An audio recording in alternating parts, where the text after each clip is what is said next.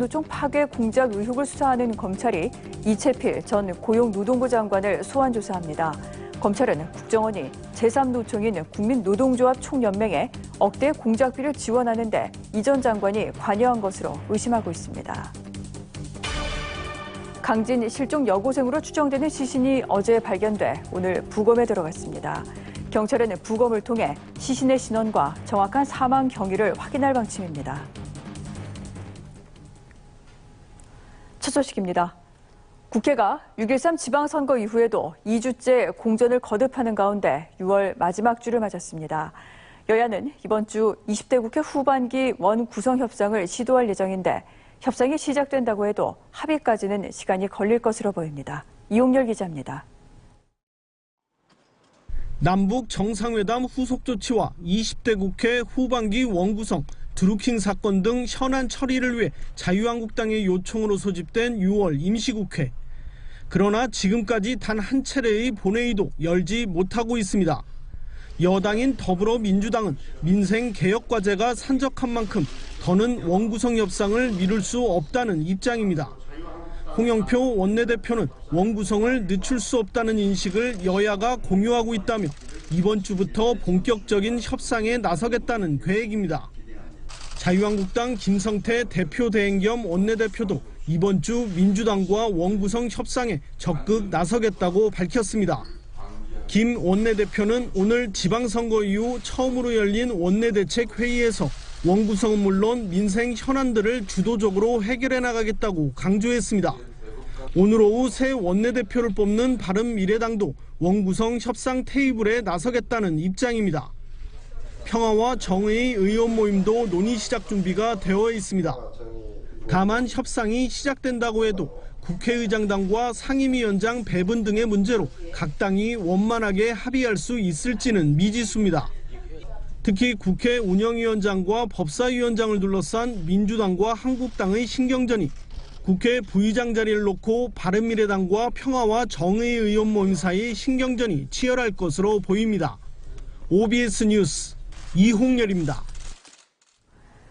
바른미래당이 차기 지도부를 뽑는 당대표와 최고위원 선출 대회를 오는 8월 19일 국회의원회관 대회의실에서 열기로 했습니다. 신용현 수석대변인은 선출대회 준비위원회를 구성할 권한을 김동철 비상대책위원장에게 위임하기로 했다며 이같이 말했습니다. 바른미래당의 차기 당대표로는 손학규 전 상임선거대책위원장과 김성식, 하태경 의원 등이 거론되고 있습니다.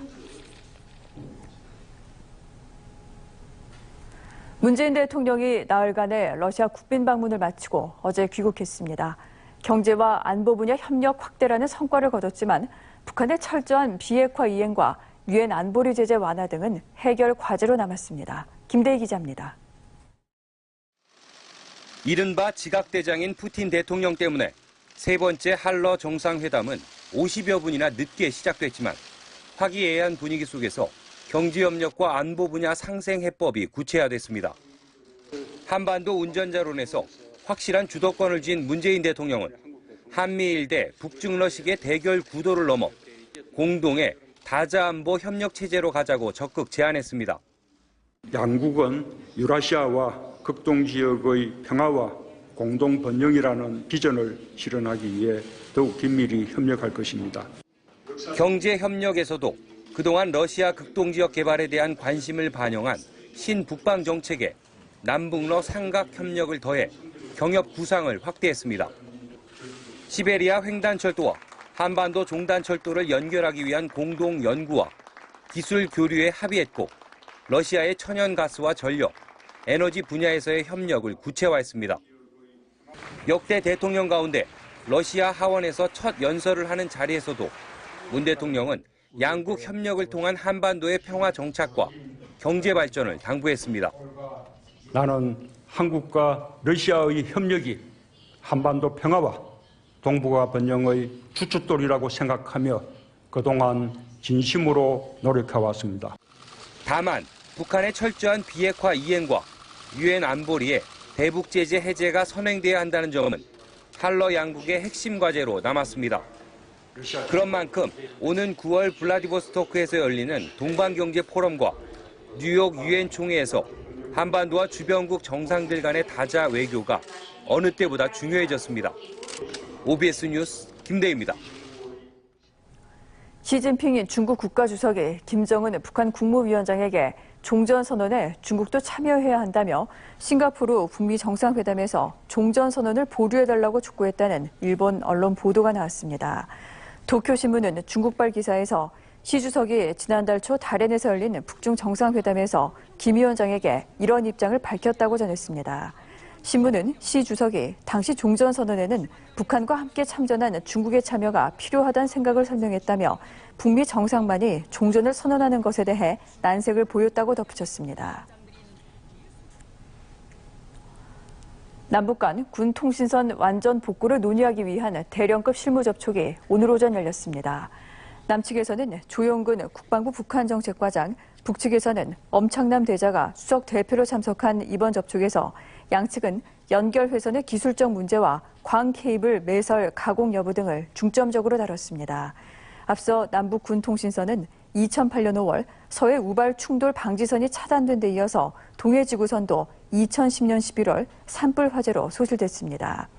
2016년 2월 개성공단 전면 중단과 함께 끊겼던 서해 지구선은 올해 1월에 재개됐지만 팩스 송수신은 제한된 상태입니다. 대한적십자사는 오늘 오전 이산가족 상봉자 선정을 위한 컴퓨터 추첨을 실시했습니다. 한적은 오전 10시부터 인선위원회의 회의를 열어 선정 기준을 정한 뒤 서울 중구 한적분사에서 컴퓨터 추첨으로 500명을 선정했습니다. 한적은 당사자들의 상봉 의사와 건강 상태 등 확인을 거쳐 상봉 후보자를 2배수로 압축해 다음 달 3일까지 북측과 생사 확인 의뢰서를 교환할 것으로 전해졌습니다. 이어 생사 확인 결과를 주고받아 생존자 중에서 최종 대상자 100명을 선정해 8월 4일 북측과 명단을 맞바꿀 예정입니다.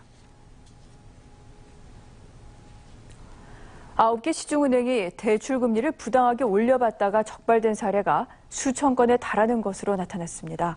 금융당국은 다른 은행들에 대해서도 유사한 부당 사례가 없는지 자체 조사하도록 할 방침입니다. 이동민 기자입니다. 한 시중은행은 연소득 8,300만 원인 직장인의 소득 입력란에 0원이라고 입력했습니다. 이로 인해 이 대출자는 부채 비율이 350%를 넘게 돼 0.5%의 대출 가산금리를 더 물게 됐습니다. 다른 시중은행은 담보가 있는데도 없다고 입력해 가산금리를 높게 매겼고, 또 다른 은행은 시스템으로 산출된 대출금리를 무시한 채 최고금리를 적용했습니다. 이처럼 부당하게 대출금리를 올려받다 적발된 사례가 수천 건에 달합니다. 금융감독원이 지난 2월부터 넉 달 동안 9개 시중은행을 조사한 결과입니다. 금감원은 이 같은 부당 사례가 여러 지점에서 동시다발적으로 발견된 점으로 미뤄 고의나 시스템 문제에 무게를 두고 있습니다. 금감원은 은행들이 대출금리 산정 모범 기준을 제정해 도입된 2012년 11월 이후 부당 취득한 이자에 대해서는 모두 되돌려주도록 했습니다. 환급이 적절하게 이루어졌는지도 추가 검사를 통해 살펴보기로 했습니다. 금감원은 또 조사 대상이었던 9개 은행 외에 나머지 모든 은행에서도 유사한 사례가 있는지 자체 조사하도록 할 방침입니다. OBS 뉴스 이동민입니다. 전남 강진에서 실종된 여고생으로 추정되는 시신에 대해 경찰이 부검에 들어갔습니다. 경찰은 시신의 부패 정도가 심해 피자국과 외상 등을 확인할 수 없어 부검을 통해 사망 경위 등을 확인할 방침입니다. 신원 확인을 위해 어제 오후 국립과학수사연구원에 의뢰한 유전자 감정 결과는 이르면 오늘 나올 예정입니다. 양승태 사법부의 사법농단 의혹을 수사하고 있는 서울중앙지검 특수 1부는 고발인 자격으로 조석재 전국공무원노조 법원본부장을 불러 조사하고 있습니다. 조 본부장은 검찰청사에 나와 사법농단 전모가 명명백백하게 밝혀지도록 철저한 수사를 촉구한다며 양 전 대법원장 등의 컴퓨터 PC를 조사하는 게 필요하다고 밝혔습니다. 이어 대법원은 지회 법권 지역이 아니라며 김병수 대법원장이 밝혔던 수사 협조 의지를 실천으로 보여줄 때가 됐다고 강조했습니다. 국정원의 양대 노총 파괴 공작 의혹을 수사하고 있는 서울중앙지검 공공형사수사부는 오늘 오후 2시 이채필 전 고용노동부 장관을 소환해 조사합니다. 이 전 장관은 고용노동부 장관으로 재직하던 2011년에서 2013년 국정원이 제3노총인 국민노동조합연맹에 억대 공작비를 지원하는 데 관여한 혐의를 받고 있습니다. 검찰은 앞서 국정원이 민주노총과 한국노총 중심의 노동운동 진영을 분열시키기 위해 국민노총 설립을 지원한 단서를 잡고 수사에 착수했습니다. 한우도 우리 쌀이 몸에 맞는 걸까요? 국내산 사료용 벼를 먹인 한우의 체중과 기능성 성분이 수입 벼를 먹인 한우에 비해서 크게 증가했습니다. 고영규 기자입니다. 한우들의 식사 시간. 이 농가는 수입 조사료 대신 국내산 사료용 벼를 먹입니다. 볏짚은 물론 알곡이 같이 있어 영양이 높고 소화도 잘 되기 때문입니다. 영양 가치도 좀 높은 것 같고 이삭이 많아서 더 좋은 것 같아요. 한우도 국내산 쌀이 몸에 맞는 걸까? 농촌진흥청이 한우의 국내산 사료용 벼를 30개월 정도 먹인 결과 수입 조사료를 먹인 한우에 비해 체중은 5%, 하루 체중 증가량은 18% 늘었습니다. 기능성 성분인 알파 토코페롤 함량은 1.8% 높았습니다. 특히 젖소의 경우 우유량은 10%, 임신율은 7% 늘었고 체세포 수는 28% 감소한 것으로 나타났습니다. 농진청은 국내산 사료용 벼를 먹인 한우 농가는 1등급 이상 고기의 생산이 50% 이상 높아 소득이 40% 더 늘어나는 것으로 조사됐다고 밝혔습니다.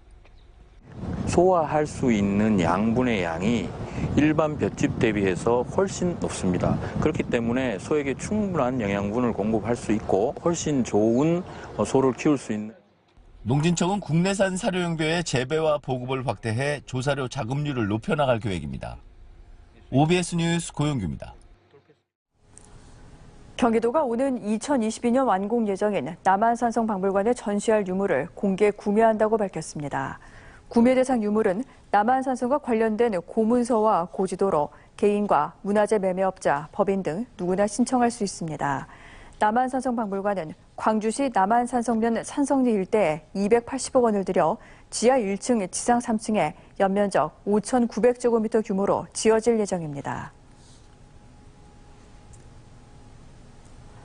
전국 곳곳에 폭염특보가 내려진 가운데 열사병 등 온열 질환자가 늘고 있어 각별한 주의가 요구됩니다. 경기도에 따르면 지난 22일까지 도내에서 발생한 온열 질환자는 열사병 6명, 열탈진 12명, 열경련 2명, 실신 2명 등 모두 23명으로 지난해 같은 기간보다 1.5배 늘어났습니다. 경기도는 온열질환 예방을 위해서는 물을 충분히 섭취하고 땀을 많이 흘렸을 경우 염분과 미네랄을 보충하며 헐렁하고 가벼운 옷을 입도록 당부했습니다. 러시아 월드컵 첫 경기에서 나란히 승리를 거둔 일본과 세네갈이 맞대결에서 승패를 가리지 못했습니다. 일본은 우리 시간으로 오늘 0시에 열린 세네갈과의 조별리그 H조 2차전에서 2대2로 비겼습니다. 앞서 열린 G조 조별리그 2차전에서는 잉글랜드가 파나마를 6대1로 꺾고 2연승을 기록하며 벨기에와 함께 16강 진출을 확정지었습니다.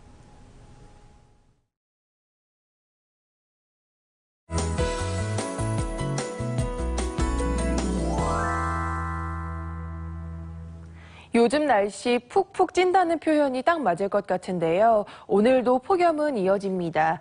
현재 전국 대부분 지역에 폭염특보가 내려진 가운데 서울의 한낮 기온 33도까지 오르겠고요. 대구는 한낮 기온 35도까지 치솟으면서 평년 기온을 8도가량이나 웃돌겠습니다. 각종 온열 질환에 걸리지 않도록 건강관리 잘하셔야겠습니다. 이제 본격 장마철이 다가왔습니다. 오늘 밤 제주부터 장마전선의 영향을 받겠는데요. 내일과 모레는 전국적으로 장맛비가 내릴 것으로 보입니다. 100mm 이상의 많은 비와 함께 시간당 30mm 이상의 국지성 호우가 예상되고요. 바람도 강하게 불 것으로 보여서 시설물 관리 잘하셔야겠습니다. 이어서 지역별 날씨 보시겠습니다. 당분간 서해상을 중심으로 짙은 안개가 끼겠습니다. 경기 북부 지역의 낮 기온 32도 안팎으로 예상되고요. 이천은 한낮 기온 33도까지 오르겠습니다. 경기 남부 지역 평년 기온을 크게 웃돌겠습니다. 오늘 자외선 지수 매우 높으니까요. 한낮에는 가급적 외출은 삼가시길 바랍니다. 날씨였습니다. OBS 경인투데이를 마칩니다. 고맙습니다.